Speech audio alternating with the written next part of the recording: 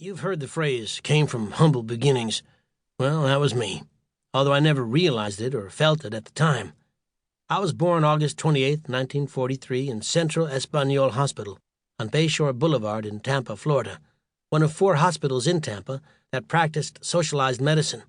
And for my first 7 years, I lived with my parents, Margaret and Louis, both Spanish immigrants, along with Mom's parents, her 2 brothers, Mac and Joe Magadan, and Mac's wife, in a 3-bedroom house with an outhouse in the back on Conrad Street, just off North Howard Avenue in Tampa. Both my uncles, Joe and Mac, had a huge influence on my baseball career, taking me out to play and teaching me the game in my formative years, and after I turned pro, they would use their summer vacations to go see me in whatever cities I was playing in. In poker or anywhere else, where we lived was what you would call a full house. A few years later, when my brother Joe was born, we finally had to move to a bigger house in West Tampa Heights. Joe was a good athlete, too, but he was afflicted with polio as a young man. He's always been an inspiration to me. At dinner, my parents and my uncles would sit around the table and talk baseball, and the conversations regularly would become quite loud and heated. They all had strong opinions, and it's fair to say there were many arguments in our household over the game of baseball. Always, though, there was a sense of family. We didn't have a lot of money, but we were rich in everything else that really mattered. In those days, West Tampa, along with Ybor City, was the center of the cigar industry, with at least 50 cigar factories within a 5-mile radius, and most of the people working in them were immigrants from Cuba and the northern part of Spain.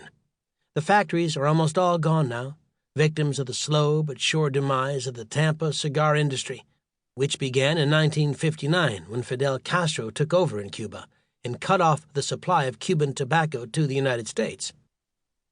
My whole world back then existed in a 7-block area of North Howard, and my mom would not allow me to stray from there. Only after I became a teenager would I ride my bike over to the causeway that connects Tampa and Clearwater and go crabbing. I'd bring a big sack with me and walk along the grass flats, catching blue-shell crabs, bringing back 3 dozen or more to the neighborhood. I'd keep a dozen or so for us, which my mom would cook up in a big pot with hot sauce and put over spaghetti, and then sell the rest. Along that North Howard Strip, which is mostly boarded up and abandoned today, was the West Tampa Bank, a clothing store, a library, a coffee shop, a linoleum tile store, a movie house, a hardware store, a barber shop, a meat and poultry store, and a social club, which was really a kind of smoke-filled gambling hall where the men of the neighborhood would play cards and dominoes for money. Around the corner was the local fish market, owned by Sam Castellano, one of our American Legion baseball coaches. This was a very strange fish market. It would open at 9 o'clock every morning, but by 9:15 Sam would say he was out of fish. We always found that rather curious. But whenever we'd ask our parents why Sam always ran out of fish so quickly, they just smile and shrug. In the middle of the neighborhood was Ray Park, where we spent our days playing on the swings and playing basketball. The park was too small for baseball, so we invented our own mini-baseball game, corkball, in which we'd wrap up a cork with tape and use a broomstick for a bat. On weekends, there'd be cockfights in West Tampa, and all the old men with their Panama hats and cigars would be waving fistfuls of dollars, betting on the little gamecock roosters in their fight for survival.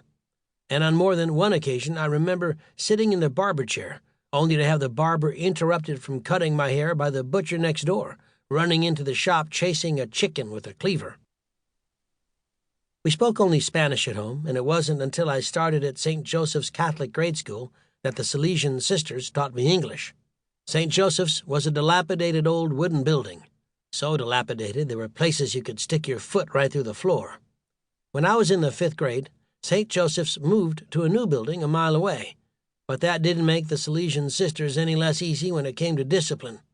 I felt the wrath of their rulers on my knuckles many times, all the way up to 8th grade, when I graduated and went on to Jesuit, the all-boys Catholic high school about a mile north of St. Joseph's and a block away from where the Tampa Bay Buck Stadium is now. My mom insisted that I go to Catholic school because that's where she'd gone, and she liked both the education and the discipline. Me? I missed not having girls in my class. Jesuit was about the toughest academic school in Tampa. My freshman year, they gave you an exam to determine what college prep